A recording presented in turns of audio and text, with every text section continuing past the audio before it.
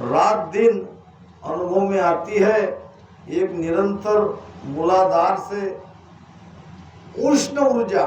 मैं और आपको गहरी सी बात बता रहा हूँ, ये बहुत उष्ण है।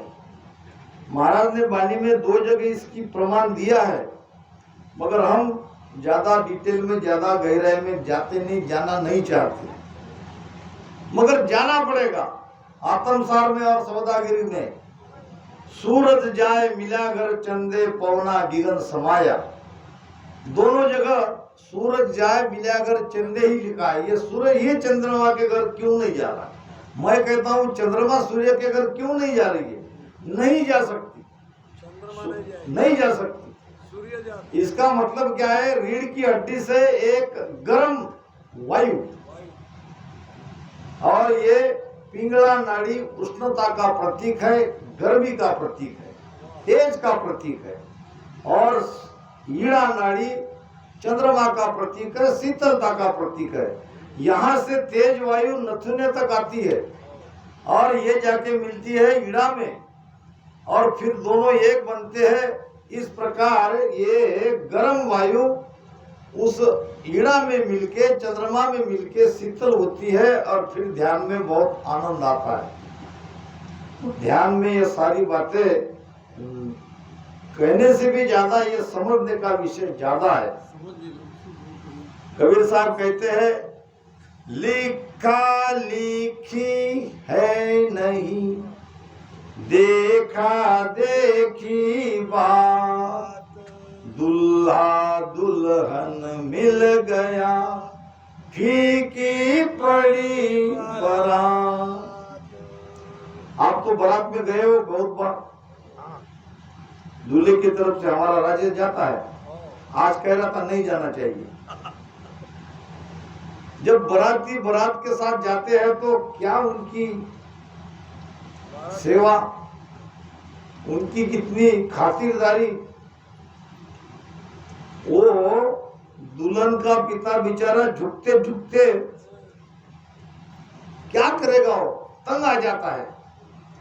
वो देखता है कि कोई मेहमान में खातिरदारी कम न हो, सबकी व्यवस्था बरोबर करता है, सबको पूछता है नाश्ता किया, जल आया कि नहीं, सबकी खातिरदारी लगता है, झुक झुक के सबकी सेवा करता है। और बाराती भी ऐसे, वो भी अपना पूरा सेवा करवा लेते हैं। मगर ये बाराती की कीमत कहाँ तक है? दूल्हा दुल्हन मिल गया, फीकी पड़ी, शादी हो गई, फेरे लग गए, फिर पानी भी मांगे तो कोई पूछेगा नहीं, वो पड़ा है ले लो, वो बोतल वहां पे रखी है, गिलास है, वहां जाके पी लो। क्यों? या बारातियों का कोई काम नहीं। तो ये अनुभव की बात है, ये कहने में नहीं आती। अब बाकी जो सुरती शब्द के साथ ये मन है और ये मन बुद्धि चित्त अहंकार, ये सारे तो ऊपर जाते हैं, मगर जब कहां तक जाते हैं? जब दूल्हा दुल्हन मिलते नहीं तब तक। एक बार शादी हो गई, फेरे हो गए, तो सब चले गए वापस। ओम चित मन बुद्ध पवना अटक रहो सब आई, सूरत शब्द चलिया दो आगे, ममो मेर के माई। महाराज ने बताया है। तो अब अरद और उरद के बीच में, अरद उरद की बात मैं समझा रहा था। अरद नाम नीचे, उरद नाम ऊपर। अरद नाम पिंड और उरद नाम ब्रह्मांड। पिंड से ब्रह्मांड में निरंतर एक ऊर्जा अगर हम ऊपर चढ़ाते रहते हैं, इसका नाम है ध्यान। केवल रचना बंद करके सुरती शब्द के साथ टिका के ध्वनि में हम मग्न है, फिर प्राण नहीं जाएगा। जिसको निकालना है 10वें द्वार के बाहर, वो तो नहीं कर रहे हो। गिगन महल जाय पोता, गोर्या नाम निशान, राम राम गोर्या नाम निशान। अळा पिंगळा सुख म्हणणारी, अळा पिंगळा सुख म्हणणारी, लाई है सेज परताळ, लाई है सेज परताळ, नहीं रे ऐसो मोसर दूजो को, नहीं रे ऐसो मोसर दूजो को। बड़ा कठिन काम है, इतना ऊंचा गान, इतनी ऊंची वाणी सबके बस में नहीं है समझना। ये तो भेदी जके भली विद जाने, कर्मी लखिए न सारा, राम रटे परमेश्वर प्यारा, रहे कर्मासु जिसका काम उसने ही करना। कहते हैं कि काम जिनारा धामा, किया उसी को साजे, पड़े पराई बात में तो मोरा में मुसल बाजे। कुछ समझे क्या? मोरा मुसल, काम जिनारा धामा, जिसकी बंदरी उसने ही निचाना। आसन हमारा गिगन मंडल में, रेहू जगत के माही, मोही को मेरा जन जाने, दूजे को गम नहीं समझ सकते। दूसरे आए भी होंगे बेचारे, वो देख रहे होंगे इधर, ये कहीं क्या रहे नहीं समझ सकते। काम जिनारा धामा, किया उसी को साजे, भेदी है। मैंने पहले ही महाराज के वचन किया था, ज्ञानी तो है शिष्य हमारा, भेदी सो गुरु भाई। भेदी जके भली विधि जाने, भेदी ही भेद को समझ सकते हैं। एक गांव में एक कुम्हार था, मगर बड़ा धनवान, पैसे वाला था, काफी धन उसने कमा लिया था। अब उस कुम्हार के पास एक गधा था। अब गधा तो था ही, उसके पास रहता ही है भी, चले है तो है, अब काम तो नहीं करना है मगर है। अब जैसे उसने एक गधा पाल रखा था, वैसे उसने एक कुत्ता भी पाल रखा था। अब एक दिन मालिक के मन में क्या आया क्या नहीं आया उसका उसे मालूम, लाठी लिया और कुत्ते को डंडे से बहुत पीटा। अब कुत्ता करे भी क्या, थोड़ी देर चिल्लाया, चिल्ला करके चुपचाप और आके वहीं बैठ गया, जाएगा कहां। काम जिनारा धामा, किया उसी को साजे, परे पराई बात में तो मोरा में मुसल बाजे। मोरा नाम पीठ, मुसल नाम डंडा। दूसरे के काम में अगर हम दखल देते हैं तो दंडा खाना पड़ेगा, जैसे उस गधे ने खाया। अब हुआ यूं, उसी रात चोर आए। अब चोर आए तो कुत्ते को तो उसकी आट आई जाती है, मगर कुत्ता था गुस्से में और आए थे उसी मालिक का घर लूटने के लिए। अब गधा कहता है कुत्ते को, ए भोक। कुत्ता कहने लगा, मैं क्यों भोकूं, मुझे आज पीटा है मालिक ने, बेमतलब मुझे लड्डे से पीटा, जाओ मैं नहीं भोकता। अब गधा बेचारा परेशान, वो भी ईमानदार था, और उसने कहा, अरे भाई मालिक है, पीटा होगा, क्यों गुस्सा करता है, तू तेरी ड्यूटी निभा, भोग, नहीं तो ये चोर मालिक का धन चुरा ले जाएंगे और आखिर में मालिक हमारा ही है, नुकसान हमारा ही होगा। मगर कुत्ता कहने लगा, नहीं, आज जो हुआ वो देखा जाएगा, मैं मेरी ड्यूटी बंद, उपोषण पे संप है मेरा, आज नहीं भूखूंगा।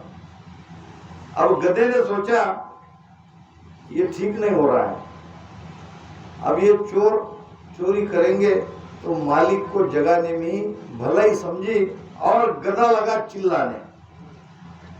अब पहले पहर की नींद मीठी मीठी, अब इसमें गधा चिल्ला रहा, मालिक के नींद में खलल पड़ गई। मालिक को गुस्सा आया, ये गधा क्यों चिल्ला रहा है, फिर बहुत देर बाद नींद टूटी और गुस्से से उसने लाठी ली और गधे को मारने लगा। अब गधा बेचारा क्या करे, मुंह से तो बोल नहीं सकता कि मैं क्यों चिल्ला रहा हूं। काम जिनारा धामा किया उसी को साजे। अब गधे का काम चिल्लाना था क्या? नहीं। ये चिल्लाने लगा। चिल्लाने का काम था भौंकने का कुत्ते का। कुत्ता नहीं भौंक रहा तो इसके बदले में गधा भौंकने लगा। गधा भौंकने लगा तो दूसरे के बात में पड़ने पर पीठ में उसको डंडा खाना पड़ा, लाठी खानी पड़ी। तो कहने का मतलब नहीं समझ सकते दूसरा, ये ज्ञान ही बहुत ऊंचा है। हम इसको कितने भी हल्के में लेंगे फिर भी ये बुद्धि के परे का विषय है। फिर भी बहुत हिम्मत देता हूँ कि आप लोग बहुत देर तक सुनते हो, बैठते हो। तो महाराज कहते हैं गिगन महल जहाँ जाए पहुंचा। गिगन महल यानी ब्रह्मांड। ब्रह्मांड में जब हमारा ध्यान चला जाता है, हमारी प्राण शक्ति वहां चली जाती है, तो गुरिया है नाम निशान। जैसे बाजे बजाते हैं वैसे यहाँ बाजे बजते हैं। नाद अनाद के बाजे सुनाई देते हैं 10 प्रकार के। बाजा सुन सुन बहुत छे आवे, बरसे मुख पर नूरा हो। अनंत बाजा बाजन लागा, अनंत उगासु राम राम, अनंत उगासु अनंत इंद्र बरसन लागे, अनंत इंद्र बरसन लागे। नदिया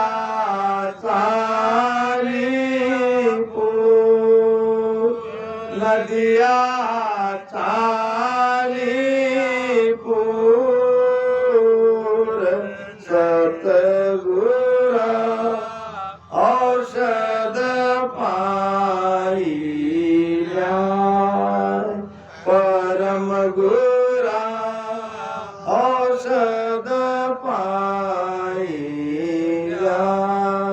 84 का रोग मागा, 84 का रोग भागा।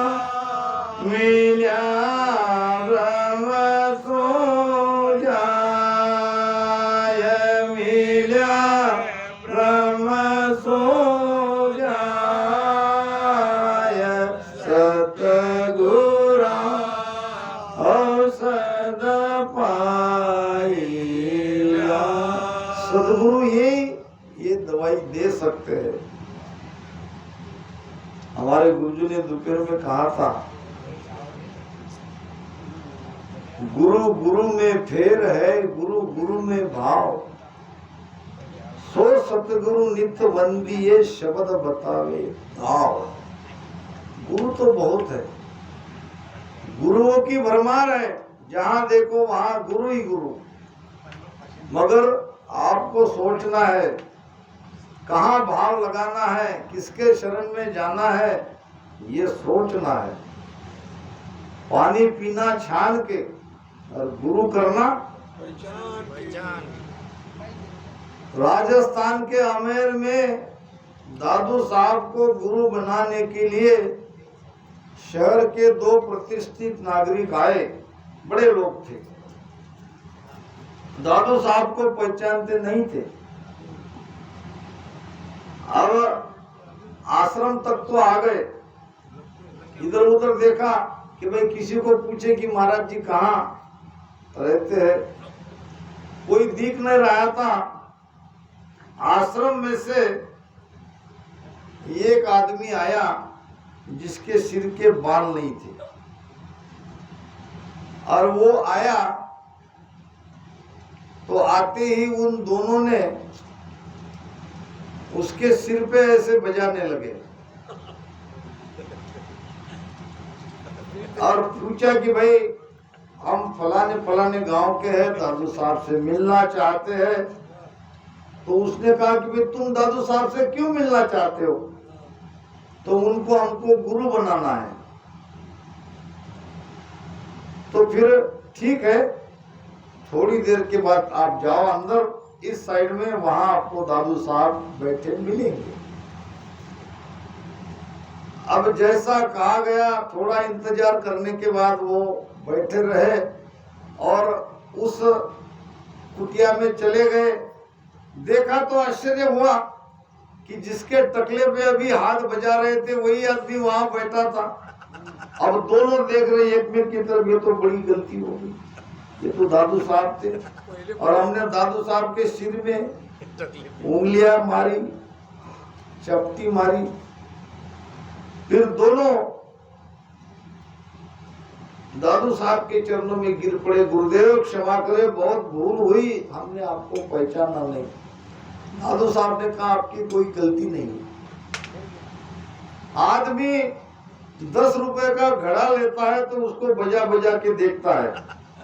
अब तुम तो गुरु बनाने आए हो, अब तुमने नहीं बजा के देख लिया तो इसमें बुरा क्या? तुमने जो किया ठीक किया, मुझे कोई बुरा नहीं लगता है। तो सदगुरु की पहचान होना, त्रिकोटि तख्त न देखिया, काना सुन्या न को, ब्रह्म देश की गम नहीं, के मैं सतगुरु हूँ, के मैं सतगुरु हूँ। ये प्राण की गम मन काई, ये जासी किन देश, शीस गुरु दोनों भाई। सुख रामदास बाता करे, अगम निगम की जोर। त्रिकुटी तख्त न देखिया, काना सुन्या न कोई। बहुत है ऐसे संसार में। अब जिसको ईड़ा पिंगला सुकमना ही मालूम नहीं है, वो भी शब्द बताने लगते हैं। बहुत लोग मुझे पूछते हैं कि भाई अब क्या करें, हम भी क्या कर सकते हैं। अब उनके पास बैठने वाले भी है तो वह बता भी रहे हैं, मगर महाराज ने निर्णय किया है और बड़ा जबरदस्त ज्ञान दिया है कि भाई आपको त्रिकुटी तख्त का पता नहीं है, आपने त्रिवेणी संगम का स्नान नहीं किया है, आपकी सुषुम्ना नहीं जगी है, ना आपको ईड़ा की खबर है, ना पिंगला की खबर है। ब्रह्मदेश तो बहुत दूर की बात है। और कहे मैं सदगुरु हो, सदगुरु होके बैठ जाते हैं सामने, आओ मैं बताता हूँ ध्यान, मैं बताता हूँ ध्यान, मैं शब्द देता हूँ। कहे मैं सदगुरु हो, प्राण की गमन का, खुद का प्राण किधर जा रहा? प्राण कहाँ है, कौन सा प्राण का क्या कार्य है, शरीर स्थिर क्यों होता है, मन स्थिर कब होता है, ये सारा अभ्यास है भीतर में। जब तक पांचों प्राण स्थिर नहीं होते तब तक मन शांत नहीं होता। और ये प्राण का ज्ञान नहीं है, हमारे गुरु जी को सब पता है। प्राण अपान व्यान उदान समान, ये प्राण स्थिर चाहिए। आत्म 5 नाभ में बिछड़े, त्रिकुटी में 9 पाले। तो ये प्राण की गम नहीं है। प्राण कहाँ है, उदान कहाँ है, अपान कहाँ है, समान कहाँ है, व्यान कहाँ है, क्या कार्य है, इसका भजन से क्या संबंध है, ये नहीं पता। और कहे मैं सदगुरु होए, प्राण की गम न खाई, ये जासी किन देश, शिष्य गुरु दोनों भाई। किसी को पूछने की आवश्यकता ही नहीं है। ये कहाँ जाएंगे? गुरु लोभी शिष्य लालची, दोनों खेले डाव। और ये कैसे तिरे जब बैठे पत्थर की नाव। अब गुरु भी लोभी और शिष्य भी लालची। लालची गुरु और लोभी चेला। एक गुरु अपने शिष्य के यहाँ आए अब गुरु तो लोभी थे, पर चेला भी कुछ कम नहीं था। अब आते ही चेले के यहाँ थी एक बढ़िया घोड़ी। अब गुरु को लगा घोड़ी तो मिलनी चाहिए, कोई न कोई उपाय करना पड़ेगा। शिष्य तो मेरा है, मगर इसको कुछ बताना पड़ेगा भीतर का, तभी तो ये मानेगा, कहने से तो नहीं देगा। फिर गुरु जमीन में इधर उधर लौटने लगे, इधर से उधर, उधर से उधर, इधर से उधर, उधर तरह तरह के बीच में कोई बातें, कोई शब्द। चेले ने ध्यान से देखा, गुरु महाराज क्या हुआ? अरे माता आई है मेरे शरीर में। धन्य हो गुरुदेव। अच्छा माता जी चाहती क्या है? माता जी कहती है कि वो घोड़ी चाहिए, जो तुमने घोड़ी लाया है वो घोड़ी माता कह रहे मुझे चाहिए। गुरु महाराज मैं आपका तो घोड़ी आपकी। अरे भाई मुझे नहीं चाहिए, वो तो माता को चाहिए। ठीक है, माता को कह दिया, घोड़ी दे दिया। अब हाँ कहने के बाद गुरु महाराज उठ के बैठ के खड़े हो गए। चेले ने समझा ये तो जरा चक्कर चल गया, खैर कोई बात नहीं, मैं भी तो उसी गुरु का चेला हूं। अब गुरु के पास एक ऊंची शाल थी, बहुत ही बढ़िया। अब चलो घोड़ी तो गई, अब शाल ले ले। अब चेला भी गुरु के जैसे करने लगा। अब गुरु ने पूछा बेटा क्या हुआ? गुरुजी वही देवी मेरे शरीर में आ गई। अब गुरु भी झुठला नहीं सकता, वो कहने लगा भाई ठीक है, क्या कह रही है देवी? तो गुरुजी आपका शाल मांग रही है। ठीक है बेटा दे दिया। अब घोड़ी तो आ गई, शाल चली गई। गुरु सोचने लगा सौदा तो घाटे का हुआ, इससे बदले तो जिसका उसके पास रहा यही ठीक है। शाम को गुरु महाराज और वैसा ही करने लगे। चेला ने पूछा गुरुजी अब क्या हुआ? अब माता क्या कह रही है? माता कहती है तेरी घोड़ी तेरे पास, मेरी शाल मेरे पास। अब ऐसे गुरु चेला मिलने से काम नहीं होगा। दृष्टांत तो कई और भी आ सकते हैं, मगर हमारा विषय रह जाएगा। आगे महाराज कहते हैं हीड़ा पिंगला सुकमण नारी लाई सेज पर थाम। यानी अब लड़का लड़की मिल गया तो उसकी सेज भी तो बिछानी पड़ेगी। अब सेज कौन बिछा रही है? तो सुषुम्ना, आनंद आ रहा है सुषुम्ना नाड़ी में। और ये भी संसार के सुख के जैसा ही आनंद है, ये कोई आनंद दूसरा नहीं है। यहाँ तो शनि का, यहाँ अखंड है। यहाँ बिना कुछ किए अखंड आनंद आता है। चवरी मांडी ब्रह्म सोन में त्रिकुटी सामेलो राम राम त्रिकुटी सामेलो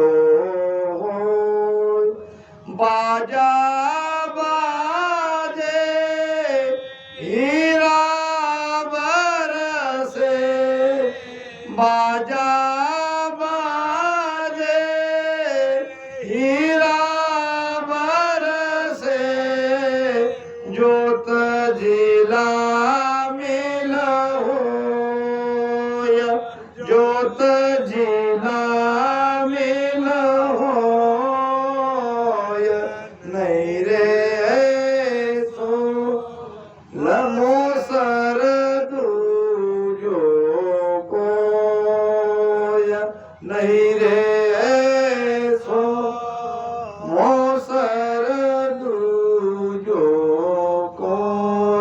अब चौरी मांडी जाती है ब्रह्म शून्य में, शादी रची जाती है ब्रह्म शून्य में, फेरे वहां लगते हैं।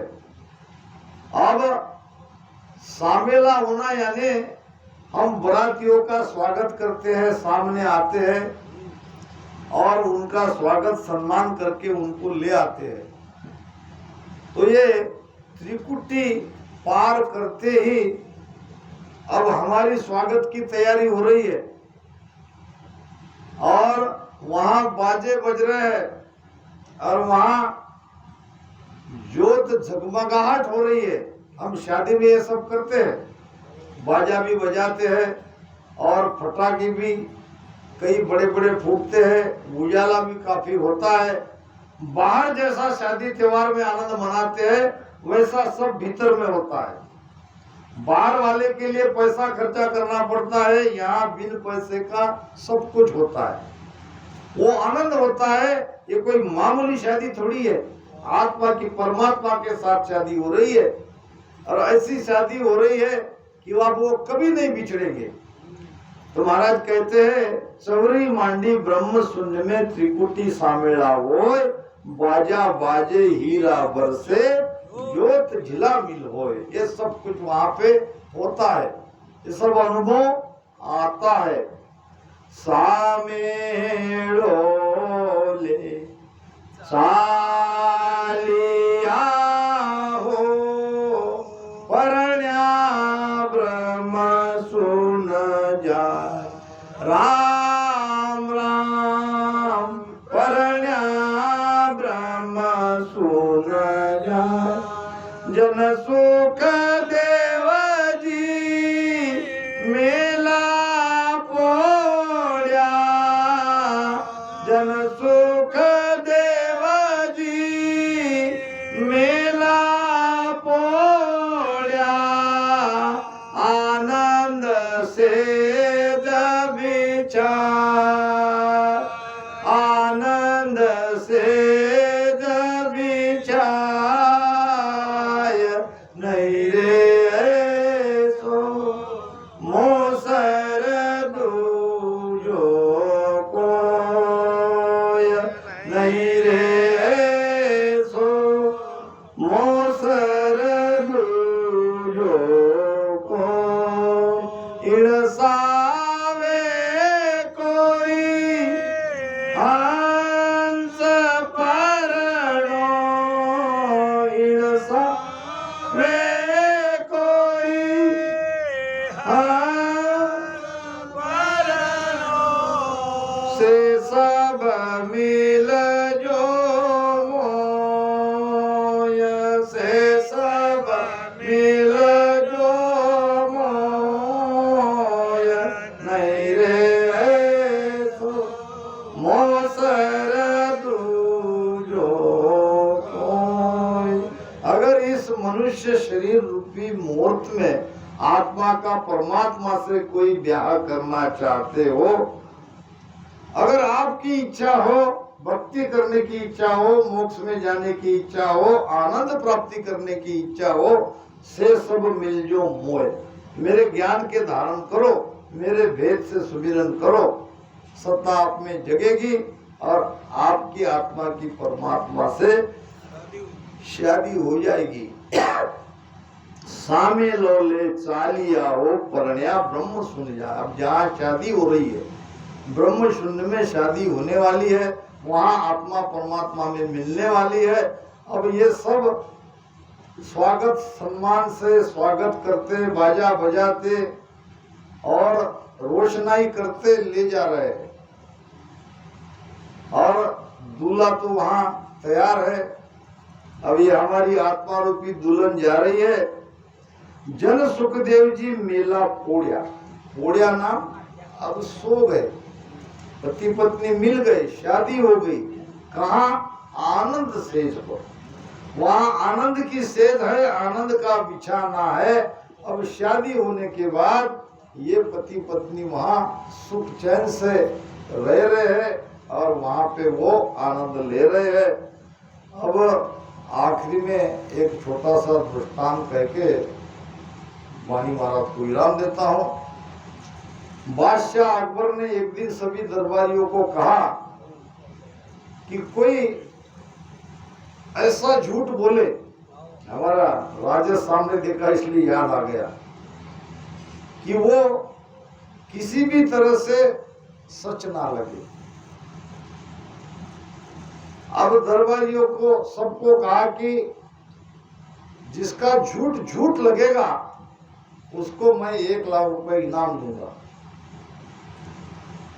अब सब लोग आके अपना अपना झूठ बखान करते थे। राजा कहता नहीं नहीं ये तो हो सकता है, नहीं नहीं। बड़े बड़े एक से एक झूठ लाके उन्होंने सामने राजा के रखे।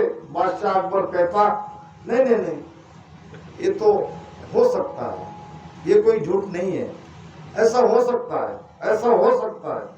रामदरिया में आके हमारा राजेश कहता एक से एक बढ़िया बातें। अब इसको जीता कैसा जाए। एक आदमी गया बिरबल के पास, कहने लगा महाराज अब तुम ही इसमें कुछ कह सकते हो, नहीं तो राजा को सबकी बातों को हटा रहा है, सबको कह रहा है कि ये हो सकता है, एक से एक बढ़िया झूठ बोलकर लाए मगर सबको हटा रहा है, ये हो सकता है, ये हो सकता है। बिरबल ने उस आदमी को सिखा दिया तुम जाके ऐसे ऐसे कहो। फिर वो आया, बादशाह मैंने एक बढ़िया झूठ, यानी राजा को लगना चाहिए कि ये सब बातें झूठ है। अब वो आके कहने लगा महाराज तुम्हारे पिताजी यानी बड़े बादशाह के तरफ मेरे पिताजी के 10 लाख रुपए थे और जो आज तक मुझे नहीं मिले। बादशाह कहने लगा ये झूठ है, ये हो ही नहीं सकता। तो मैं कहाँ सच बोल रहा हूँ, ये तो झूठी है, लाओ 1 लाख रुपए। 1 लाख रुपए लेके चला गया। तो अब ये तो सब चलता ही है, सत्संग में ज्ञान बहुत ऊंचा है, थोड़ा मन भी हल्का होना चाहिए।